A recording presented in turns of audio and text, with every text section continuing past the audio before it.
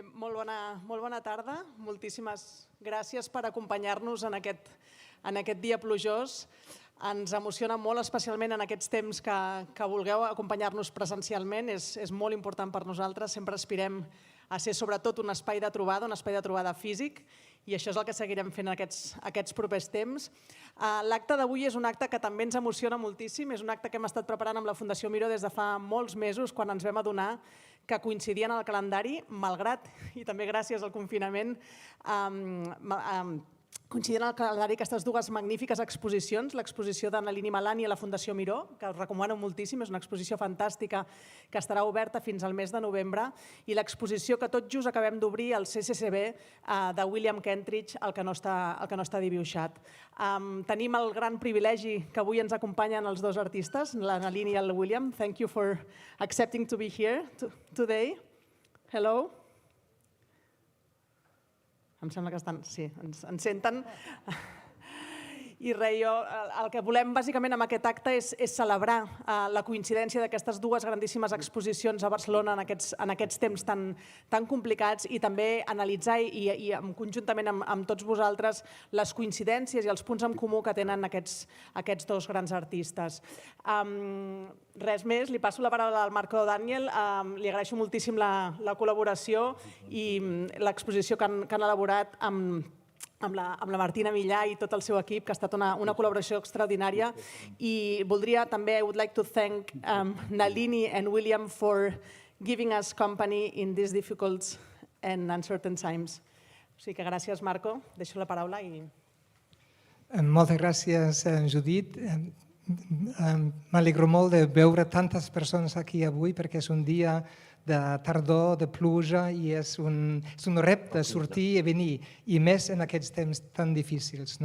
Thank you very much, especially to Nalini and William, for being here with us. I think it's really important for us in these times of great international difficulty to keep alive international dialogue between all ourselves, between artists, between cities and different cultures. And so I'm really looking forward to this conversation. The art of the two artists that's on show here at CCCB and at the Fundación Joan Miró is really extraordinary. It's wonderful that we have these two exhibitions simultaneously in Barcelona. Anybody who hasn't seen either exhibition yet, really go out and see them.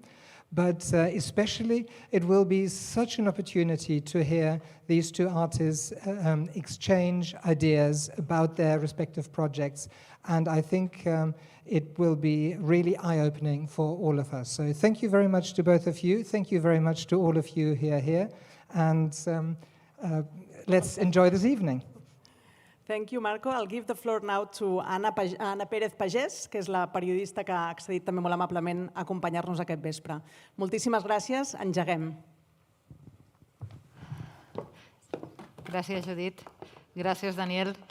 I reitero la benvinguda a tots vosaltres i amb els nostres convidats. A veure, això serà una qüestió de... Anava a dir complicació, però no ha de ser gens complicat. La idea és que ells ens veuen, vosaltres en veieu des d'aquí, vosaltres els veieu aquí a la pantalla, i m'han dit, sobretot, quan parlis amb ells, mira cap allà, que no ho faré perquè com els tinc aquí acabaré mirant cap avall i ells veuran el cabell. Però vaja, la logística serà fàcil. Deixeu-me explicar una mica la dinàmica de la xerrada, perquè hi haurà una part important que també es recolzarà amb vosaltres, sobretot la part final, en què ens agradaria molt que, si això és un diàleg, es pogués compartir també amb els presents. Per tant, preguntes i comentaris absolutament benvinguts. Faré una breu biografia dels nostres dos protagonistes, potser no cal, però val la pena resumir-ho. Veurem un parell de vídeos també que trobo que per ells serà interessant, sobretot perquè veuran una mica la forma en què han quedat aquestes dues exposicions, que per motius evidents no han pogut venir a visitar, i també una mica la percepció que se'n té des d'un punt de vista crític aquí a Barcelona. Després els hem demanat que un i l'altre comentin mútuament una de les seves obres preferides, per tant això també és interessant en veure aquests punts de connexió o no, perquè de fet la idea de fons que ens uneix aquí és què uneix i quins fils uneixen les obres d'arts d'aquests dos artistes i al final, com deia jo, el torn de preguntes. Gràcies per venir, gràcies també als que esteu a casa veient-nos per streaming des de la web del CCCB o des de la web de la Fundació Miró i en qualsevol cas que sapigueu que les preguntes que hi hagin al canal de YouTube també es poden traslladar des de casa cap aquí. Per tant, la forma que si teniu a casa de comentar és posant el feed de les preguntes, els comentaris dels vídeos de YouTube. Nosaltres estarem seguint el feed i des d'allà ens poden traslladar les preguntes. Crec que n'hi haurà unes quantes, per tant deixarem uns quants minuts al final per traslladar-les, d'acord? Hi ha un parell de micròfons, després us els farem avinents. Si sou aquí amb nosaltres avui, si sou a casa mirant aquesta retransmissió, bàsicament és que coneixeu molt bé, o coneixeu, si més no, amb prou passió la figura d'aquests dos creadors que passo bàsicament a definir. So, Nalini, William, I'm going to talk about you, right, in Catalan, but I'm going to say a few things. There's so many things to say about you, but I'm just going to be brief, try to sum up a bit of the things you've done. La Nalini Malani va néixer a Karachi, a l'actual Pakistan, l'any 1946. Viu i treballa a Mumbai, tot i que avui connectem amb ella des d'Amsterdam, ara ens explicarà per què. Ha dedicat la seva carrera artística, podríem dir, a grans trets a la defensa social, al feminisme, a l'ecologisme, a una carrera de més de 50 anys en què ha tocat gèneres tan diversos com la pintura, la fotografia, el teatre, l'animació, el cinema experimental i el dibuix mural de naturalesa efímera, que a mi això em té el cor robat. Entre diversos premis internacionals, a més, l'any passat va rebre el Premi Joan Miró, el 2019. So, hello, and thanks for being here. How are you? Hello. The last flight you took was from Barcelona, right? This is the last flight you've taken in your life because you just fled Barcelona 2 days after the outbreak, right? Well, it was on 13th March. I finished my wall drawing and we were given the indication that things would be pretty bad in Europe and it was the time to leave. And we got the last flight out from Barcelona. And I'm in Amsterdam because I can't move out of here till things change. Right. I don't know when that will be. Of course, we would love to have you here, but we're very happy at least to have you online. And it's the same case with William. Let me introduce William Kentridge, que va néixer el 1955 a Johannesburg, ciutat on viu i treballa. Ell ha alternat la pràctica del dibuix i del gravat amb incursions també al món del cinema, del teatre, també de l'escultura, la videoinstal·lació. Ja veieu que tenen molt en comú aquesta varietat de registres que toquen. La seva obra, en el seu cas, té molt present el context sud-africà de l'Apartheid i des de diversos reconeixements honorífics i acadèmics se suma també un premi com el Príncep d'Astúries de les Arts 2017. Si situo els premis una mica que ens cauen més a prop. Hello, William, how are you? Thank you. I'm very well. Very nice to be with you. And with you, Nalini. Thanks for being online again after 2 days when you did the press conference here with us too. William, I understand you have a kind of a strong relationship with Barcelona, right? I have a relationship with Barcelona that certainly in the sense I had one of my first big exhibitions was at MACBA, right next door to where you are. And I made a project for the CCCB at your exhibition, 1,000 square meters of desire, some years ago. And I'll be doing an opera with the Opera House in Barcelona, I hope in 2 years' time, if everybody's allowed to sing and meet by that stage. And I've had very happy times in Barcelona, both with the exhibitions and around the times of those exhibitions. Podríem dir que tots dos, els nostres protagonistes d'avui, representen una avantguarda artística des de la perifèria. Es van donar a conèixer segurament al gran públic als anys 90 amb les biennals i exposicions internacionals d'aquell moment. El seu art també podríem dir que ha estat molt fortament vinculat al seu lloc d'origen, per tant, avui farem un viatge una mica cap a la Índia i cap a Sud-àfrica des de Barcelona, i avui amb tots dos farem un elogi de l'ombra.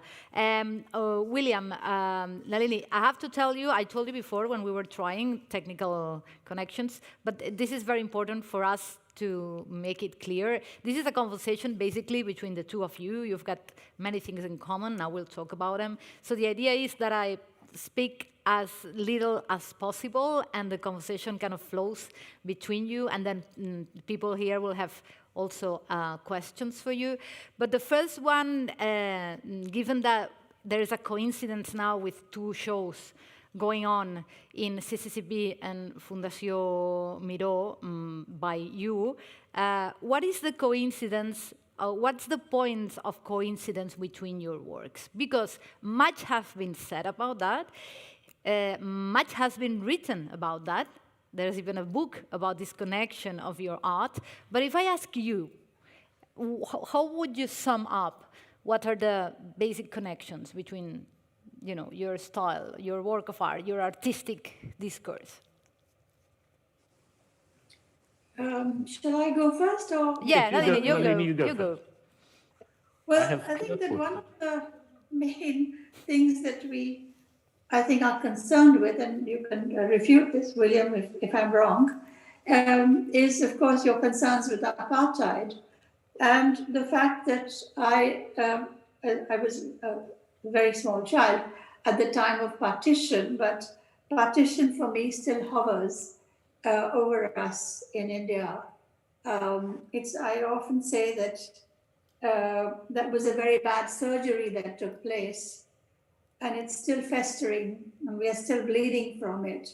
So in that sense, partition has been the overall, let's say, the ambience that we have lived in India, and this has become very much part of my way of working, because my family came as refugees from Sindh, and the whole atmosphere in the house was very much to do with what they had suffered in exile and in a country for them, which was a strange country with new languages. Now, the thing is that partition itself was a very strange phenomenon. What it did was, it was considered like in India that women were the custodians of honor, and then defiling them in short victory. And so what we did experience during partition, as if the history of the nation was written on the bodies of women. And this continues today when there's sectarian violence between communities in India. The same kind of thing repeats. Now, the thing about tragedies and traumas is that there are no remedies for these. But if the opportunity for learning exists, then remembering it is where we can begin. And that's where my own work is about. So basically, this is what I'm really obsessed with. The trauma has to finally lead to remembering and the consequences of that remembering. And finally, it should lead to some empathy so that you get into the body of the other to understand what the other is about. And that empathy is of great importance to, I think, civilization itself. In that way, we can say, William, that you also have dealt with trauma and its consequences, have looked into the past and tried to give voice to the silenced, right? No, I don't think so. Not at all. No, I think it's been, no, seriously. It's something that has always been said, this point of... No, I understand that. And I'm not being flippant. I think that, there are huge areas of overlap in Nalini and my work, which I'm sure we're going to talk about in a moment. I think that in the end, yes, if you look back over the work, it has looked, my drawings and the films have looked at what's happened in South Africa during the course of my lifetime. The first half of my life under apartheid, the second half of my life in the new democratic dispensation.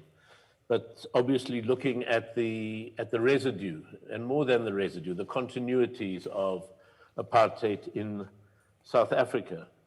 But when I started as an artist, I had a very clear political aim in the work, a kind of a Leninist aim. These were images that needed to be made. These were images that trade unionists or other people needed to see.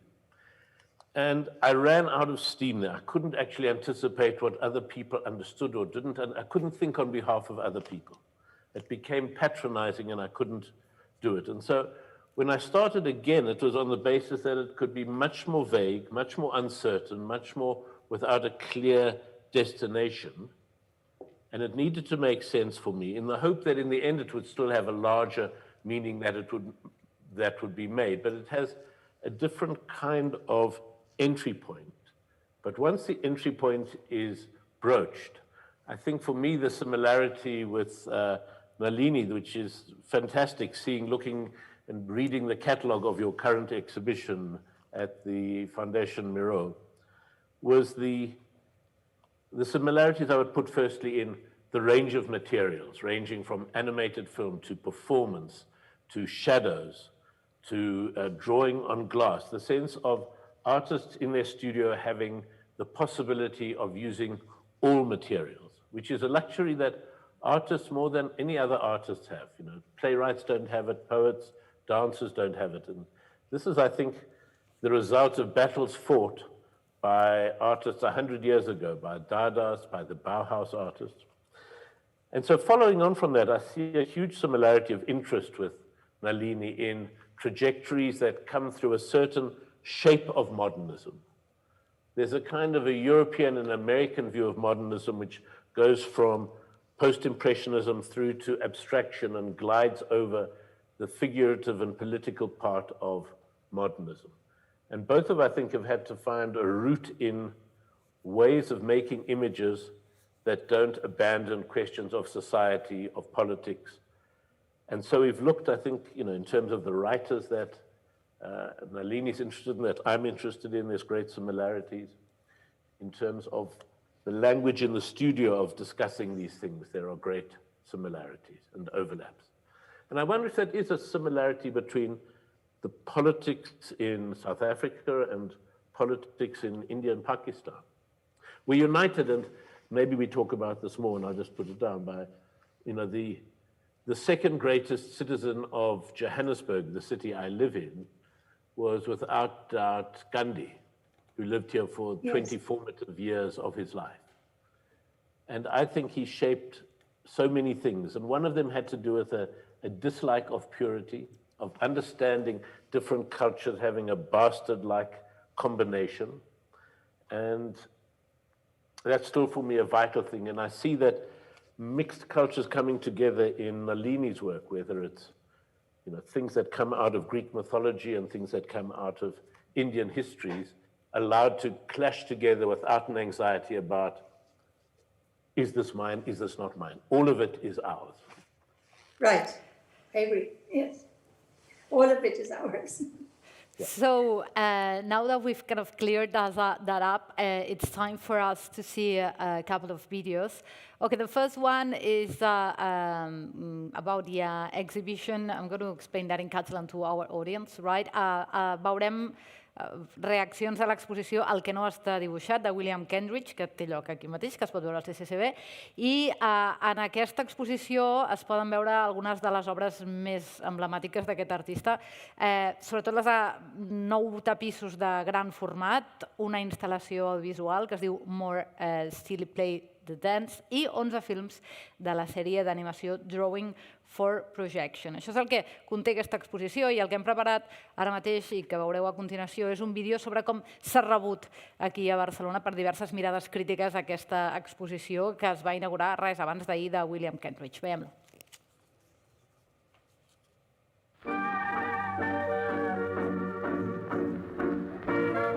D'alguna manera, l'exposició, per tots aquells que no coneixen William Kentridge, és ficar-se en un univers en si mateix. En aquest món tan hipertecnològic, com amb uns mecanismes molt analògics aconsegueix un impacte tan brutal en l'espectador. Doncs sí recordo un fotograma molt concret d'aquesta peça immensa que hi ha baix, de la Fundació Soriguer, que és molt Sweet Replay de Dance, en què recordo aquesta processó, no?, en què hi ha aquests malalts que surten amb les bates, amb els seus sueros, no? I hi ha uns que ja esdevenen la calavera, el crani d'una calavera, no? Aquesta prefiguració de la mort. Jo crec que d'alguna manera William Kentridge llegeix molt bé el món, la realitat de fa molts anys. Malgrat un dibuix que diries que se'ls va esborrant, que va evolucionant, que sembla molt innocent, aquí hi ha un missatge molt, molt poderós.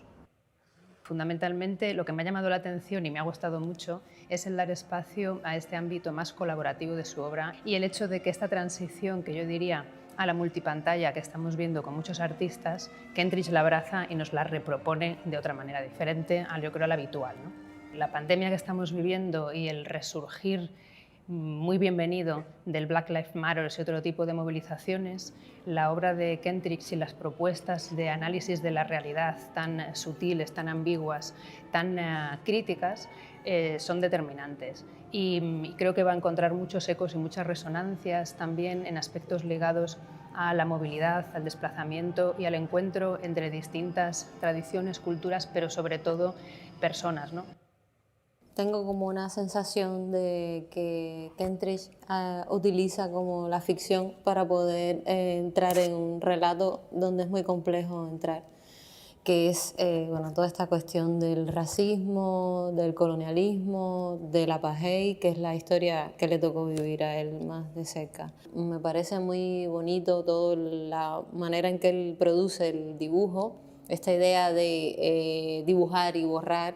Es como también trabajar con esta especie de fantasma de la culpa, ¿no? que yo veo en toda la obra de él. Pues yo creo que es una exposición bastante oportuna, viendo lo que está sucediendo en Estados Unidos, en América en general, y con toda la crisis de la migración, llamada crisis de la migración que se está viviendo desde hace algunos años en Europa.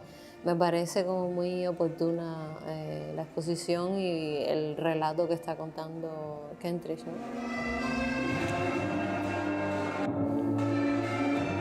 So, William, what did you think about it? Can I ask you what they said?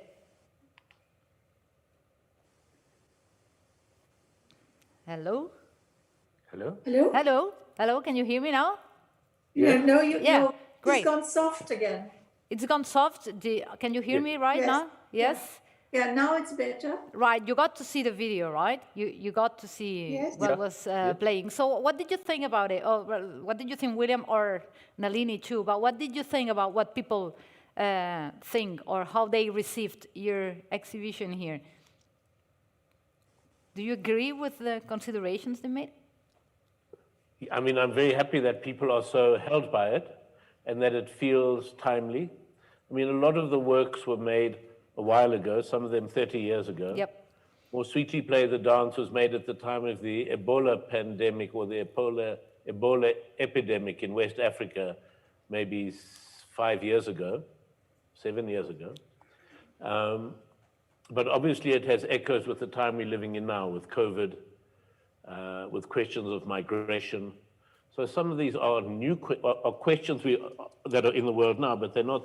Many of them are questions that have been there for a long time. So I'm delighted that people are, and also responding it to something made by hand, as that even if it's projected on a screen, you don't have a sense that it's digitally generated, which it isn't.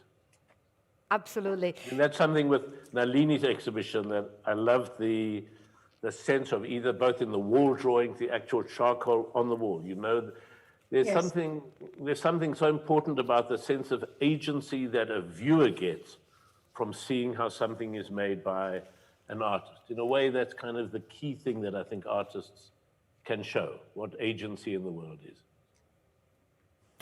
This was That Which Is Not Drawn by William Kentridge, and now we're going to see like 3 minutes about this You Don't Hear Me by Nalini Malani and how it was received when it opened in Barcelona. Let's watch the video.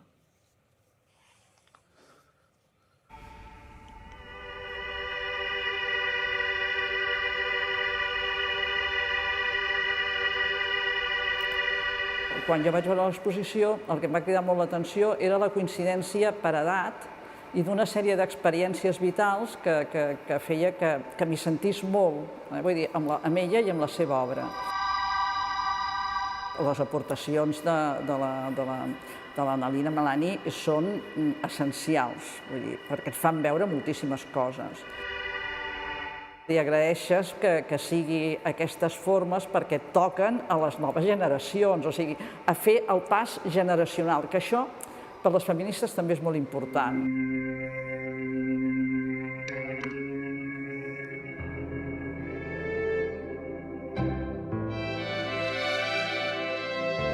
The topic was "You Don't Hear Me," no? And I think I also had a thought about, for example, social media and how it amplifies voices that are very extreme. In general, I kind of feel that the voices of certain marginalized people are not really heard.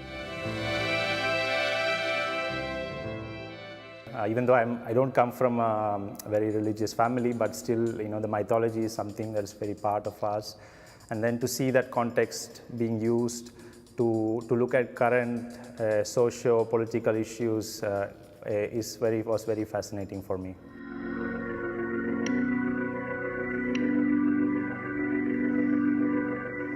Aquesta exposició de Nalini Malani per mi ha estat una profunda sorpresa. Aquesta sala que tinc darrere meu per mi va ser un món obert. El que m'interessa molt és aquesta possibilitat de buscar, que un artista busqui també el com transmetre a més públic, a més gent, a joves artistes i no artistes. Crec que és molt important aquesta relació que ella fa entre el món, la mitologia, els imaginaris occidentals en relació a tot el món que ens ocupa en Occident, i aquesta porositat, aquesta relació, jo crec que fa que el seu relat arribi d'una manera empàtica i sigui absolutament universal.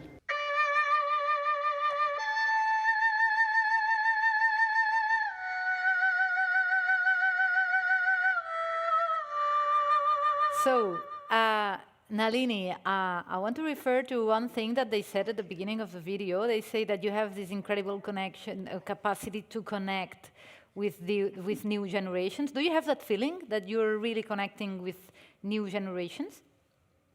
Well, it is my endeavor to think about the next generation. I'm 74, so there will soon be another generation after I'm gone. And I really somebody has to, start addressing that as well. And it's a tentative way of trying to enter that area. And I have two daughters who constantly are my best critics. Uh-huh. And then, yes, they're my best.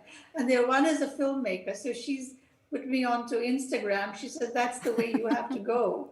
And when I started to make the Instagram notebooks, I started them as it's like a diary for myself. So whatever occurs to me or something that I've experienced or a quote that I love from a person's work, I want to make a picture about it or make an animated drawing out of it.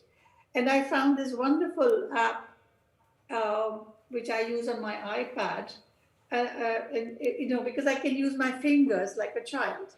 It's an app for a 12-year-old. So I can make stains, I can make fine lines, but all with my finger. There's the sensuous feeling of touch. And the good thing about that is I can do it anywhere. Now that I'm in Amsterdam, I can make many more because I don't have my large studio here where I can do many more larger works. So that was certainly something that I was very happy when I had the show in Bombay. I had school kids coming and asking how I made these things. So I did a few demonstrations and they were very excited. And also it got them to read some of that writing. They're like annotations. And I rather like the fact that people then get into literature and the things that excite me. It's also literature of a period gone by. There's Bertolt Brecht and George Orwell and Wisława Szymborska and people like that, which younger people may not be reading at this moment. So this I thought was one way of entering that young generation. What about you, William? I mean, it's great. I mean, the exhibition looks so beautiful. I'm really sorry not to see that. I'm sorry not to see my exhibition, but I really do know what the works look like. But there are many works of Nalini's that I haven't seen, and that were those large Cassandra colored panels, that room of those huge panels. I had no idea they were that scale till suddenly you see them all together. The kind of, just looking at it now, at those different short animated films projected, overlapping I've seen some of the Utopia ones. Those are so fabulous. I'm in my studio, but it makes me want to go back to my studio and start doing that kind of filming, to take whatever is here on the table and to start saying, all right, let's put the camera on it and we can start working straight away. And that for me is always, in a way, a test of an exhibition. Does somebody think, oh yes, I admire this is wonderful, but it doesn't actually do anything to your gut. This makes me think, yes, we're on a similar trajectory, and there are so many things that you're doing that I'm seeing, oh yes. In fact, if only I thought of that, I could have done it, but I didn't. You thought of it, not me. Amb el permís del delay, one of the things we wanted to do here today was also comment on each other's pieces of work, right? Okay, so one of you comment on the other, so one of you has chosen one and the other, the contrary. So I think we start with you, Nalini, and you want to comment on a particular piece by William Kentridge, which is? More Sweetly Play the Dance. I'm familiar with the work in great detail because I've seen it twice and over a whole length of time at the Eye Museum in Amsterdam, which was absolutely beautifully installed, and also at the Kochi Museum's Biennale in India, which was also a great. It's an absolutely wonderful work. And, I couldn't step out of the room. It was so riveting. And, it's like, congratulations to William for having, this absolutely masterpiece of a work, and really loved it. The thing what I found mesmerizing was the way the sound and the image worked together. It was like, it was really, as I said, riveting. That endless procession, the sweeping music, and the multifaceted icons, and the dance gives you the feeling of a temporary dislocation from death. I know it was the Ebola, and there are people carrying these glucose bottles, and there are skeletons, but there is this moment where you feel a dance just makes you feel away. It makes you feel alive for that moment. And I think if there is a utopia, it's in that moment of the dance and the music coming together. It's totally mesmerizing. It just takes you out of yourself into a whole other sphere. And then it's so totally encompassing, and you're totally surrounded by it. And the mark making and the whole construction of the charcoal was absolutely, so inventive and innovative. Plus, also the people you had working, doing the procession, they were so into it. Processions are things in India that happen very frequently because of religious processions, and also processions for heroes and heroines who have passed away. And the procession in India can be on for a full day. Traffic jams and everything. I mean, each individual is an individual himself or herself. You see that. And yet you see this milling humanity around you coming together with a common cause. And it's just, it makes you believe in life.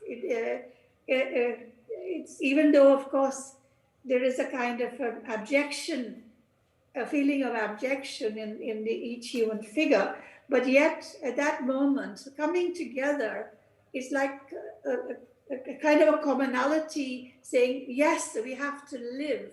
In spite of everything, we have to live. And that, I feel, is the most important feeling I got from this work. And I would go back again and again to see it. And it's just, it's etched in my mind, totally etched in my mind. And the whole thing, the way it came together, it was fabulous. I know William's work quite well from the operas, and because last year he did the Holland Festival and I saw all his pieces there. But this I've seen frequently and I've read a lot about it, and I have loved it. Here's a very good example of how to feel real passionate about a work of art. You couldn't speak more passionately about it. Anything to add, William? No, it's such kind things and such good things to hear, as you can imagine. Okay.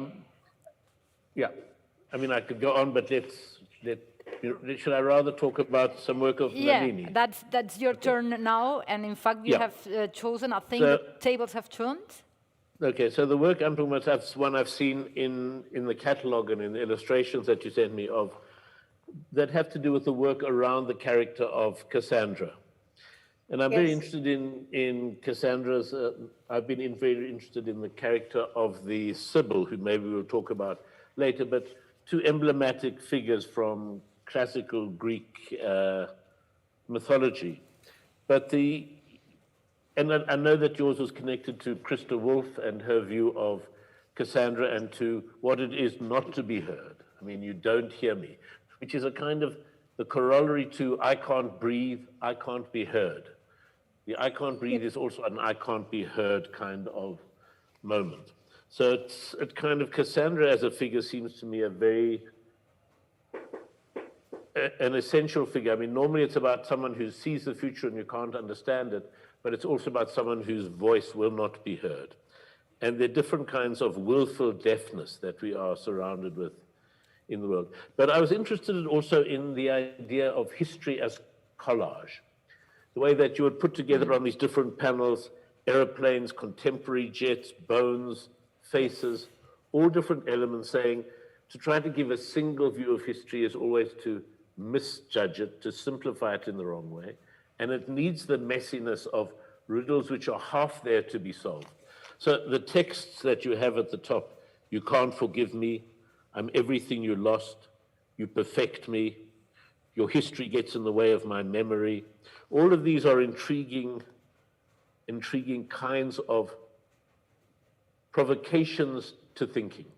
And it's when we're at the edges of making sense of something that we're at our most alive in a way. Our brain is constantly trying to fill in the gaps, trying to say, could it mean this? Could it mean that?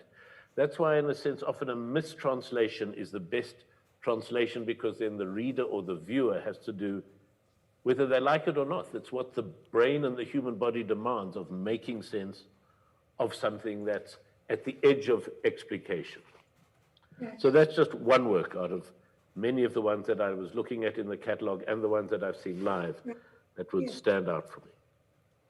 Okay, let's... For myself, when I start working, it's always that feeling of terror. I think we all feel that feeling of terror.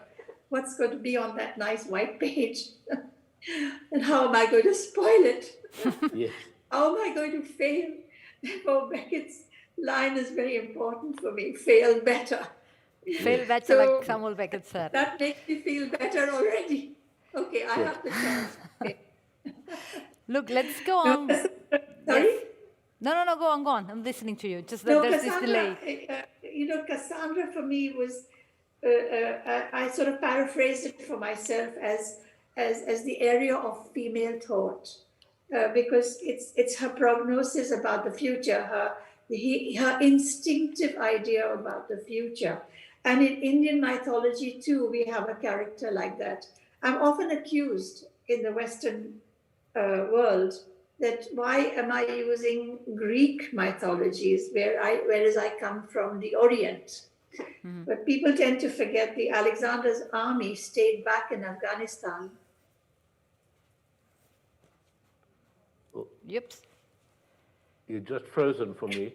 Absolutely, yeah, for us too. Maybe the connection is not good. I don't think it's raining a lot here right now in Barcelona, and whenever it rains, I don't know why, well, my house, it happens, the Wi-Fi goes kind of mad. So we're left with you, William, it's you and I right now, and she's coming back, and hello? Hello? Yes. Now you're back. So can you hear us now? I can hear you. Great. Yes. Can you hear me? We just lost track of you. We just lost you for a while. You just got frozen. Okay. But right. You were talking about Cassandra, so you were just... Yes. So I don't know what you missed. I don't want to repeat. But, Cassandra comes, of course, from Greek mythology, but it has a connection and reverberations in Indian mythology, too. There is a Cassandra-like figure in Indian mythology as well. So it's the fact of not being heard, and therefore the disasters that befall us. But the thing is that what is not being heard is known, but not acted upon. It's something that we know. It's like when we talk about the environment, we already know the things that what we are doing are wrong, and yet we continue to do them. So, for me, Cassandra is the area of female thought. And female and male don't belong to either gender, but are operative in both the male and the female. Mm-hmm. It depends on exactly what you want at that moment for the balance of your mind. As a feminist, people say, well, you're a feminist, but we've known women who are not feminist. Of course, there are women who are not feminist. We already know that Mrs. Thatcher and Mrs. Gandhi were not feminist. Not in the least. But then, of course, the thing is that there are a lot of men who are feminist.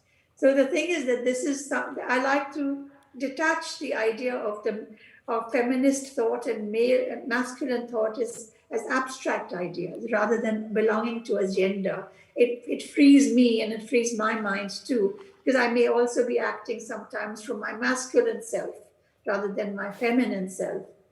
And this is true, I think, of all of us, and psychoanalysis corroborates that in some ways.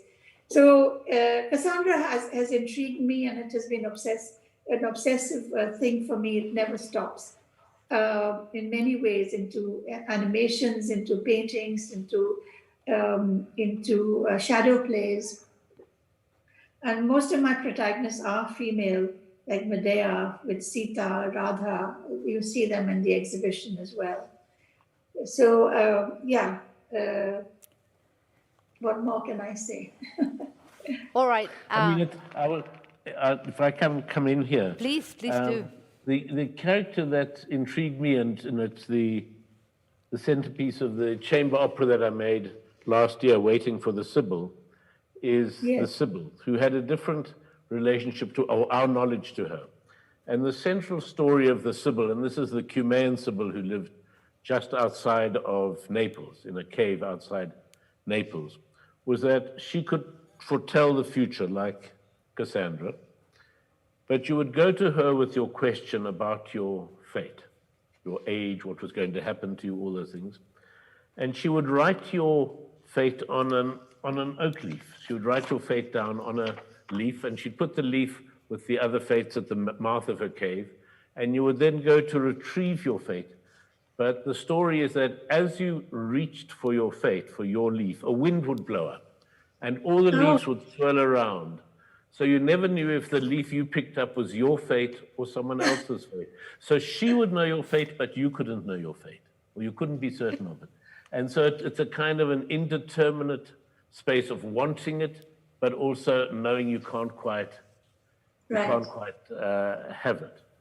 So that was, it was also for me the possibility of thinking of leaves as pages in a book, so that would be, I could work with thousands of pages of books as a way of working with her story.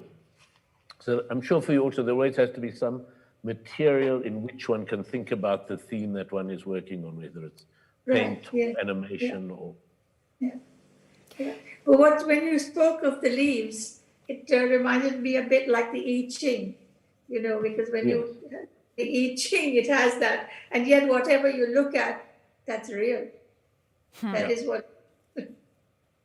Let me change the subject here. You talked about the shadow plays before, and I think shadow is a very important concept for you. We have a poet here in Spain. It's called Pedro Salinas, and there's a poem that I love that it talks about the shadow that deny the shadows, because after all, it's a proof of light, because everything is light except them. How would you define your relationship with shadows, with the concept of shadows in your pieces of art?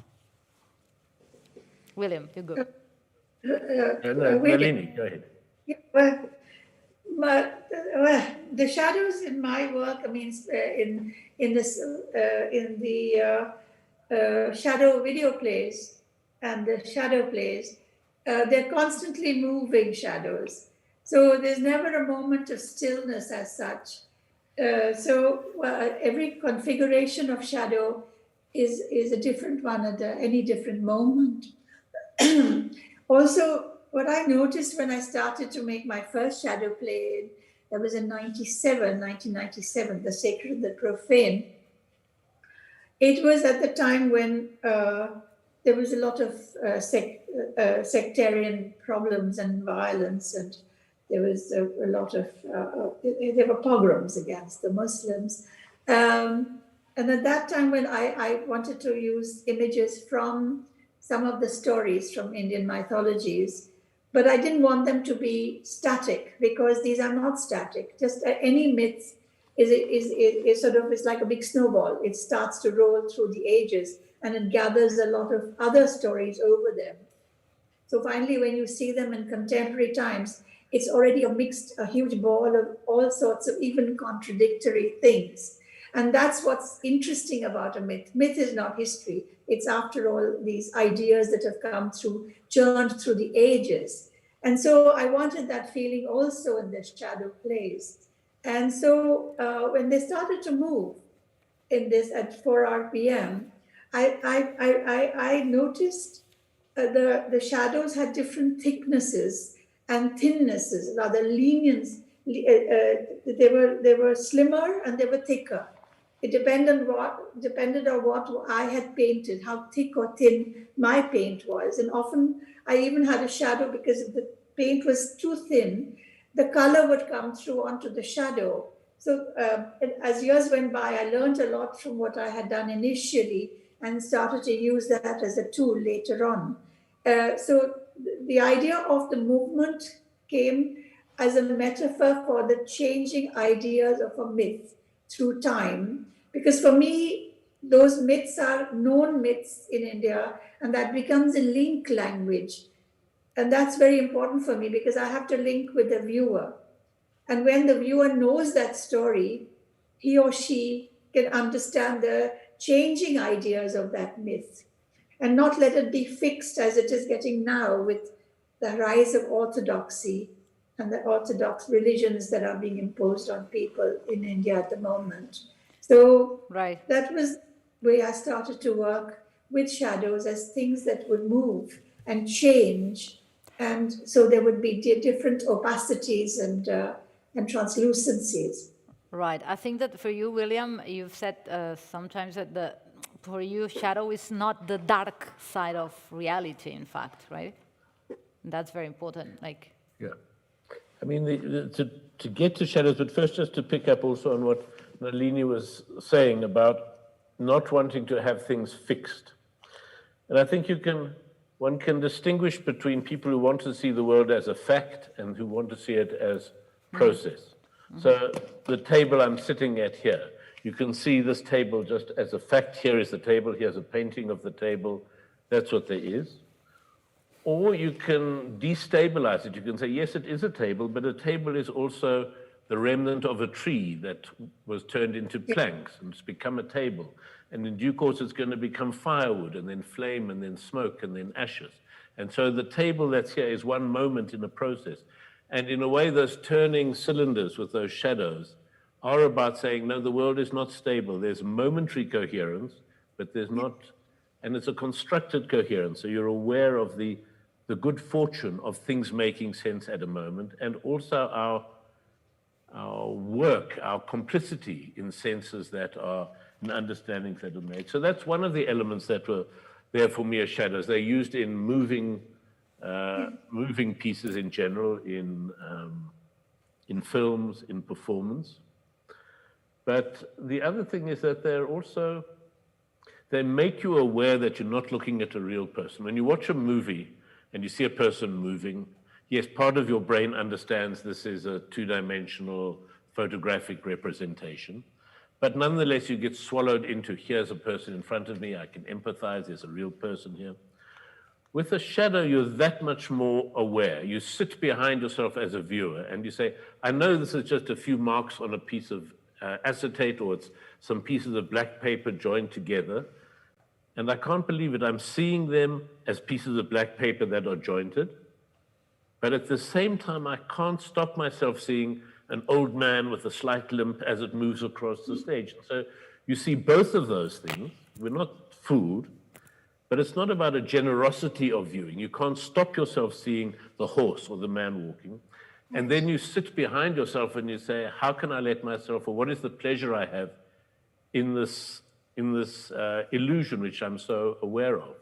And so I think shadows are part of those things that artists do, in which the artifice, the limitation, is part of the meaning because of how that engages the audience. Right. Yes. It's also just another thing. It's also about recognition rather than knowing. If you're drawing someone, you've got to have some sense in your head, okay, this is how you draw an arm and a hand, and it connects to the shoulder. And if you want the person to lean forward, you've got to draw them that way. When you've got these jointed shadow figures for like shadow play, you just have to recognize what they're doing. The shadows do it for you. You move them and suddenly say, ah, yes, I see he's leaning over. Oh, now his belly's stuck out and he's leaning back with his arms up. Even though you wouldn't know how to draw those unless you're a great cartoonist, you just have to, that's why a 9-year-old, a 7-year-old working with these shadow things can do the most beautiful, sophisticated work that they could never, ever do as a drawing. And they're amazed at their own skill. Thank you for the explanation. Queda aproximadament mitja hora. There's 30 minutes left for this conversation.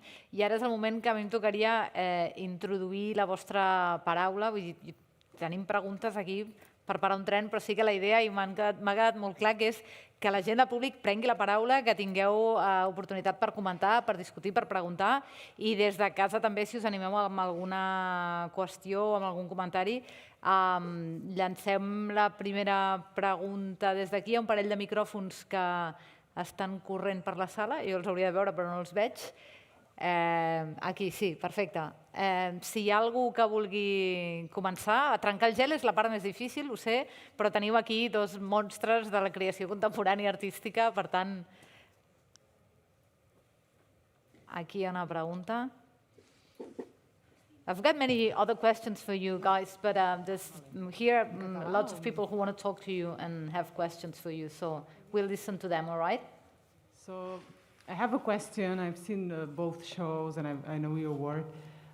Could you talk a little bit about your process of making, let's say, your work at the studio? Because I see that there are some similarities. Anytime, can you hear me? No, I can't hear. I'm sorry, it would have to be translated. No, I can't hear. I can't hear. Las máscaras, eh? No, because I'm wearing a mask. No, just one question. If you could talk a little bit about your process of creation. There's a sense of a kind of joyfulness and discovery watching your work. If you could, no em senten, eh? Okay, you don't hear that, right? No, you're still not. Tell us. I can. Si vols, puc fer una mica de... Okay, I'm going to try to translate to give you the question. There's here someone asking about the process of creation, that she finds some similarities in the process of creation. She can imagine you in your studios and kind of in a, what did you say, joyful process of creation, and how do you work, and what's your, making of process? I do know what was said. It was said about the process of creation in the studio, our relationship to the space in the studio, Absolutely. I think. Right. Yeah, and how do you create your work of art? How do you work in the studio? I think yes, that was more or less the question. Okay. Yes. So William, you go. Yeah. Okay. So for me, the physical studio, the space that I'm in, is a vital part of it. There's a sense of the studio, the walk across the studio from one side, from an image to another, Maybe the is camera a kind could of a follow mirror, you. is a mirror of the kind of thinking in one's head. So you can think of the studio as an enlargement of one's head. Instead of a thought traveling 5 centimeters from one part or from the frontal lobe to another lobe, it's in this walk around the studio. So the studio for me, firstly, is a very physical space. It's about what it is to be in your body, in the space, moving in the extension, the drawing, even if it's just the physical cutting up and tearing of something. It has to do with allowing your hand really to lead your brain. Your hands So to lead your brain. the studio is kind of full of all prompts and possibilities of materials, of different objects that come from one project into another continuously. There's a mixture of drawing, of filming, of being open every day to, not to start from scratch, but to follow ideas as they emerge. I love the idea of allowing your hands to lead your brain. And what about you, Nalini? Well, for me, my studio is like a rehearsal chamber. I work by myself, and I somehow have a very bad feeling if I don't have about 8 to 9 hours alone in the studio. And I draw a bit, I sketch a bit if it's not in a real painting at that moment, and I'm just about to start a painting, and I'm always anxious before I start, because I've always had that feeling that if I'm doing something which is, just going to bore people, because the person who's going to see my work, that audience is already internalized in me. Who is this other person? And that's very important. That other person is constantly being critical. So this is always the struggle that goes on. And I find that reading helps a lot. And I took something from a very dear friend and painter, certainly a painter who I admired, an artist named R.B. Kitai. I met him at his show once, many years ago in New York. And we were talking, and he said, we were talking about text. And he said, some texts have pictures. And that opened a portal in my head. And I said, of course, certain texts have pictures. And why don't I use that? And for me, the texts are like soil, or rather as an enzyme, a catalyst that then go on to other ideas. Because for me, language is universal. Everybody understands. Even when something comes out of science or from computer language, we start to use it immediately. We talk about USBs, and we talk about interface, and we talk about Java language and things. It's all in our common parlance now. Whereas images, and somehow or the other, society has divorced itself from that whole process of what we call art. In the earlier generations, art in the tribal communities and in the folk communities was very much part of life. And that, in a sense, we have to bring back. And so through language, I find that I can find a way into an image. And that, for me, is part of that whole business of mulling around with text while I walk around and, in my sort of rehearsal chamber in my head. that's how I sort of start working. Yeah, I mean, for me, the thing you mentioned there, the two things which strike me immediately. The one is the walk. For me, there's hours of walking around the studio, it's sort of both allowing ideas to gestate, but also allowing the energy to build until it's ready for that moment of starting the image. Right. The other thing is the split of the artist that you describe completely between who you are when you're busy making the drawing, and then when you step back a step and you immediately say, well, I can't believe the rubbish this person has just done. How can it be so disappointing? And then you step back and go on the drawing and say, just let me work, I know what I'm doing. And the other says, can you not see? And one's kind of ashamed of the other person. And so for me, that became in a way the basis for a whole series of works and ongoing works of this conversation between the self. And it's not to say people who are not artists don't have that same division, but it's so transparent in that moment between looking down and stepping back. You know, it can either be a walk across the studio or just that stepping back for one moment. And it alerted me to this whole question of how many different selves we have competing inside us. Exactly, yes, yes. Therefore, I don't work in any style. I don't have, I mean, you can see something which is like a child's doodle, then it can be a very realistic drawing. And I think that I have the privilege of using any of that if I want.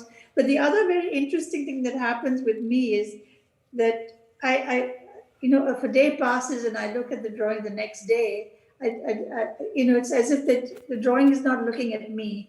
I'm looking at the drawing, but it's not looking at me. And that's a moment when I find very fruitful. Because otherwise I always see this drawing looking at me and judging me. So, it does. Yeah, it's easy business, but it's the idea of the drawing looking at you. Wow. Yeah. Sorry? Okay. The idea of the drawing looking at you, I just love that. Okay, there's more questions around here. I think it was very interesting, and it would really be interesting to get to see you working in your working space and studio. It would be a kind of a show. Is there another question around here? There was somebody up here. Yes, a microphone here, front row. Yes, there's someone who's asking online, so they're going to read the question for us. Enrique? Okay. Yes, we have a couple of questions. One from Tail Sabara, writing from London. Okay, hold on a second. Let me check that they're listening to you. Okay. Can you listen to Enrique? Yeah. Yes? Yes, Perfect. I can hear him. Okay. Perfect. So the question coming from London is, I would like to know from both artists how important is random in their artworks? So the importance of randomness. Random.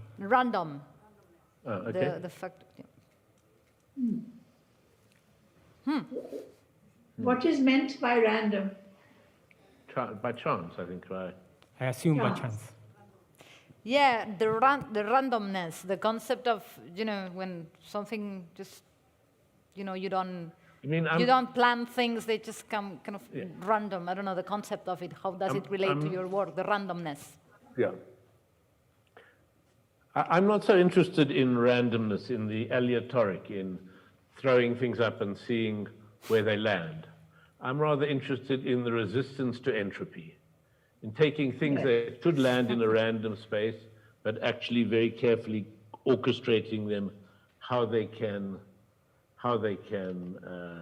land. So if you have 100 texts which you cut up, you could theoretically just throw them in the air and see how they land, and then find the poem you've written by reading them in that order. I'm much more interested in taking these fragments of text which you can't quite make sense of, and then when they're on the table in front of you, physically arranging them to find the sense that is there. Well, in my case, what I do is I play a game. I give myself rules in the sense that now I'm doing a whole series of drawings using just two colors.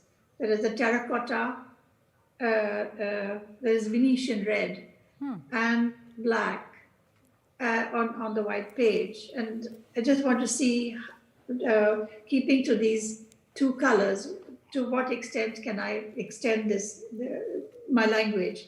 And the other thing I take from Indian music, the rag structure. The rag structure gives you certain it's the same as Western music, 7 notes and the semiquavers. The rag structure gives you the ascending scale and the descending scale and the stops. Now I can do that, giving myself such rules about this is allowed, but this is not allowed. So within these games, I can actually construct. So it's not really random in the sense that something may happen as an accident, and then I may use that accident later as a device. Then that's not random anymore. But then you've learned something that was out of your realm, but then you bring it back into your realm and make it part of your process. So that's what some of the things that one does. I mean, I do as a working. I think that giving the image the benefit of the doubt, as you're describing, is not the same as saying every image has an equal status and the random construction of things is there. I think that, and I wonder if that has to do with the politics that we both grew up with, that randomness seems not acceptable. Seems not something that's close to how one feels. An openness to what the world has to offer, but not a giving up of an attempt to make meaning. Right. A kind of a resistance to that. I mean, it's not Duchampian. Right. It's a kind of anti-Duchampian moment, I would say. Yes. Right, we've got another question online, 2 more questions that are here online, so Enrique can read them for us, please. Okay, so Francisco Moreno asks, I'd like to know, the question for Mr. William Kentridge, I'd like to know how you came to do some tapestry work, which is in the exhibition. Quite nowadays, I guess. Could you please talk about the tapestry works exposed at the CCCB? The tapestries. Sorry, I missed which kind of work? Tapestry. The tapestries at the CCB exhibition. The tapestry work comes out of the fact that there's a wonderful tapestry studio just outside Johannesburg with a fantastic master weaver, Marguerite Stevens. And she'd been making, she's half a generation older than I am, and I'd seen as a child tapestry, she was a young man, tapestry she'd made.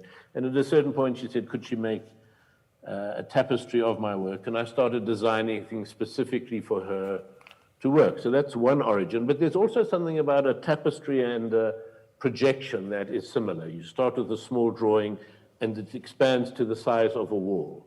In the same way you can have a projection as a kind of mural. It's there on the wall and you switch off the projector, it's gone. A tapestry is a kind of movable mural. You put it up on the wall, but then you can roll it up and put it under your arm and take it somewhere else. It's also kind of connected to the computer world in the sense that it's like a pixelation. Every stitch is a decision, not made by me, made by the wonderful weavers, the teams of weavers that make it from the drawings that is put behind the threads. But at each point there's a decision where a color ends, where it goes. So even though it's a very ancient technique, this Gobelin style of tapestry weaving, it feels not an ancient form, it feels a contemporary form as well. It also has to do with something that's very handmade. It has to do as a communal activity. The sheep, the mohair goats live in Lesotho, a landlocked country in South Africa. The wool is dyed and spun in homesteads in Swaziland, another landlocked country at the edge of South Africa, and then it's woven in the studio outside Johannesburg. Crec que ha quedat bastant contestada la pregunta. N'hi ha una altra encara. A third question here for you. Okay, and the third question comes from Buenos Aires, from Argentina, from Gaby Mesuti, who asks, how are you experiencing, it's a question for both, how are you experiencing time and body these days with the pandemic?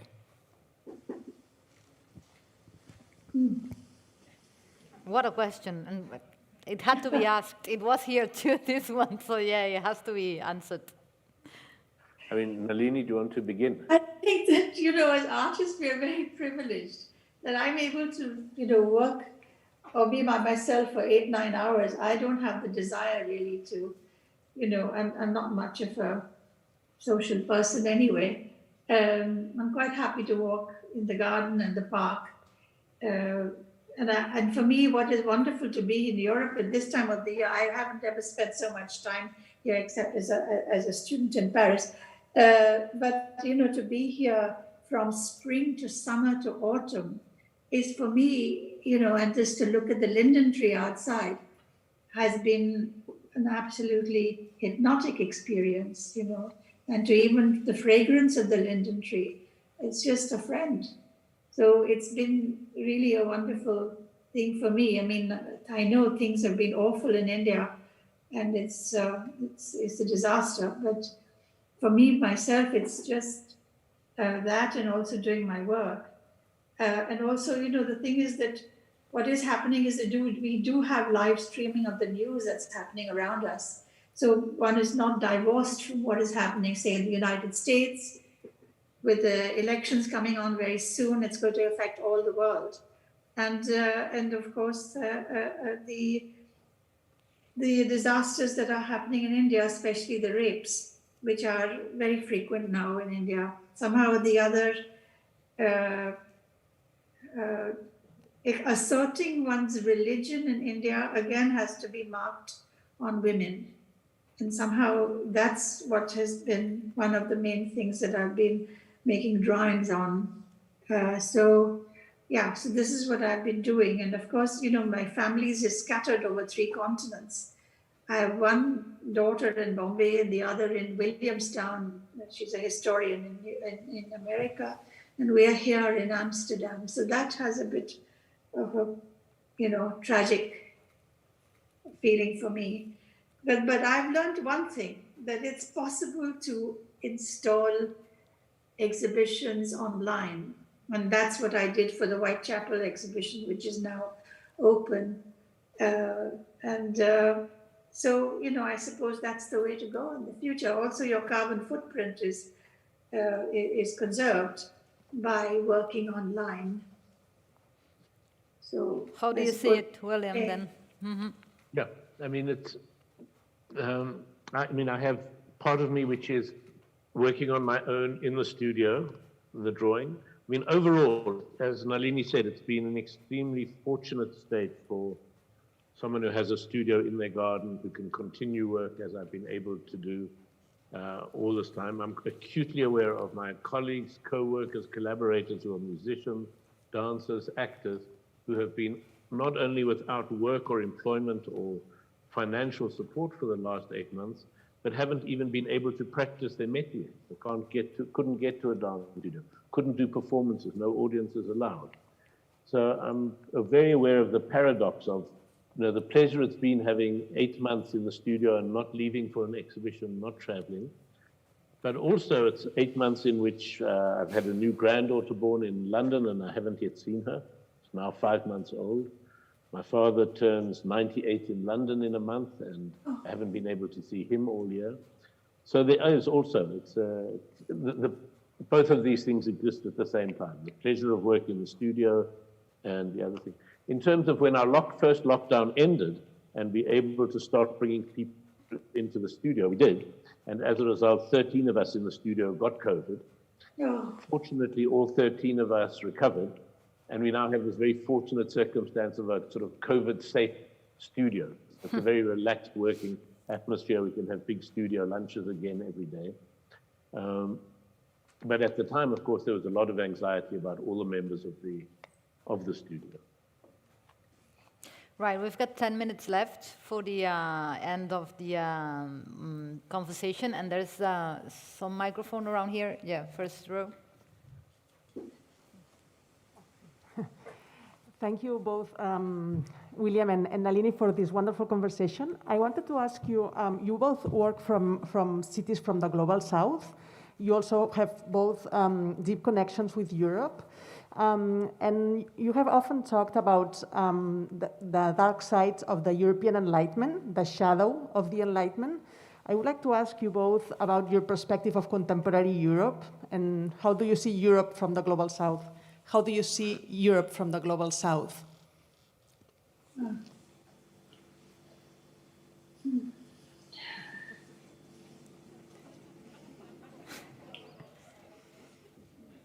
I'll begin then. It's many things. There's a broad shape, which is one that's kind of inescapable, which is the sense of Europe closing its doors, of Europe having benefited from the wealth of the rest of the world for many hundreds of years. And now in this moment when there are people from other parts of the world whose lives over generations were impacted by what it was for Europe to be there, coming into Europe and say, well, through all the riches that have been amassed, you've got education systems, you've got healthcare, you've got all the social things that are impossible in parts of Africa. We kind of demand a share of that. There's a kind of an immediate locking of the doors. So the kind of a long-term selfishness is inescapable as a political circumstance in which Europe is. And so that's a kind of a view from outside of Europe. Obviously, there are still very strong connections, and a lot of the work that I do is only possible because of the well-funded nature of European theaters, museums, institutions. Now, it's possible to do an exhibition at the CCCB, and it would be very difficult to do a similar exhibition in Senegal or in Bamako or in Mozambique. And I'm very grateful. I'm completely grateful for all of these movements. And so when one talks about Europe as a whole, there are enormous margins and gaps and slices in between in which there always have been acts of generosity, of solidarity. Well, from my point of view, I think the problem is borders. I think that this whole business of the developed countries as / undeveloped countries or developing countries, these borders that keep out people, refugees who come from Syria and other places, the reasons for those refugees to have been refugees comes from somewhere else, not from their indigenous communities. And I think that's man-made borders are something that we really have to strive to try to erase. And, these maps, and I think that Szymborska's beautiful poem about maps is absolutely fantastic. And so I think that post-colonial studies is something that is always thrust down the throat of people who are in the post-colonial world. But I think it has to be now a subject of extreme importance by Western scholars. Post-colonial is something that is being suffered in post-colonial areas.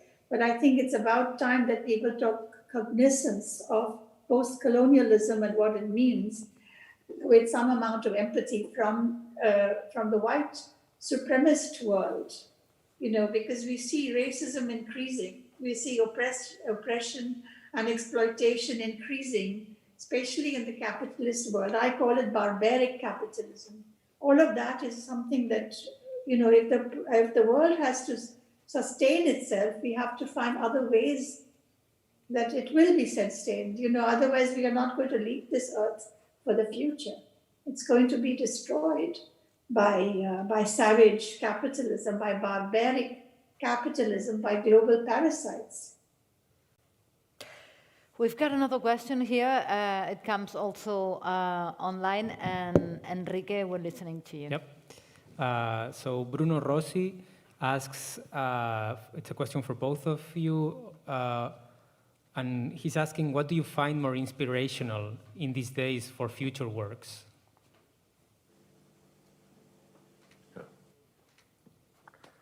Well, for me, Cassandra never leaves me. I'm always working with Cassandra. Yeah, I'm just going to, just was looking up the Wisława Szymborska poem, Map. But read it out. It's very I'm just going to read. Oh, yes, read it out for us. Okay. Yeah, it's about a page long, so it's a few minutes. Flat as the table it's placed on, nothing moves beneath it, and it seeks no outlet. Above, my human breath creates no stirring air and leaves its total surface undisturbed. Its plains, valleys are always green uplands, mountains are yellow and brown, while seas, oceans remain a kindly blue beside the tattered shore. Everything is here, small, near, accessible. I can press volcanoes with my fingertip, stroke the poles without thick mittens. I can, with a single glance, encompass every desert with the river lying just beside it. A few trees stand for ancient forests. You couldn't lose your way amongst them. In the east and west, above and below the equator, quiet like pins dropping, and in every black pinprick, people keep on living. Mass graves and sudden ruins are out of the picture. Nations' borders are barely visible, as if they wavered to be or not. I like maps because they lie, because they give no access to the vicious truth, because great-heartedly, good-naturedly, they spread before me a world not of this world. She's such a great poet. There's so many wonderful... Absolutely fantastic. And I worked on a number of pictures. No tothom pot dir que William Kentridge li ha llegit un poema. Da Szymborska, diguéssim. Thank you for this. We receive it as a gift. I have to tell you there's 5 minutes left, and I don't know if there's someone here in the room. Perdoneu, si hi ha algú aquí, ara us parlo en anglès a vosaltres, si hi ha algú aquí a la sala per fer alguna pregunta més, una última pregunta de tancament, bàsicament perquè el temps s'acaba i bàsicament la gent online han estat els que més han contribuït a la pregunta pública. Well, anyway, I have to tell you, we have to be on time here, so we have to say goodbye. I really have to thank you, your commitment to this meeting today. Thanks for reading us a poem. Thanks for sharing your studio and all the techniques you use, all the philosophy behind your work. It's a pleasure, really, being able to talk to you and knowing that you're friends and that you have so much in common. It was a special pleasure to have you, both of you. So thank you very much, William, Nalini. Thank you. And Nalini, we have to keep meeting this way. Well, we have to. Yeah, we have a big applause for you. Yes, and we've got so many more topics to talk about. It's been lovely having the conversation. Thank you. I know, it's fantastic, and that we can do on WhatsApp. Well, thank you very much. It's a big applause from you from Barcelona. Thank you. I a vosaltres. Gràcies per venir, malgrat la pluja, malgrat les condicions. Deixeu-me recordar, perquè ho tingueu al cap, el que no està dibuixat de William Kentridge es pot veure aquí al CCCB des del 9 d'octubre fins al 21 de febrer i fins al dia 12 gratuïtament. I l'exposició de No em sents de la Nalini Malani es pot veure a la Fundació Joan Miró fins al 29 de novembre. Bona tarda i que la llum i les ombres us acompanyin en aquest dia de pluja. Merci per venir a tothom i gràcies també a vosaltres, al CCCB, als tècnics i a tots els que hem fet possible aquesta hiperconnectivitat i que ens ajuda a lluitar contra la Covid-19. Merci, bona nit.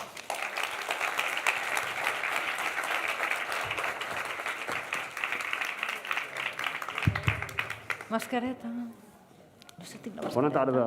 Disculpeu, per raons de seguretat hauríem de sortir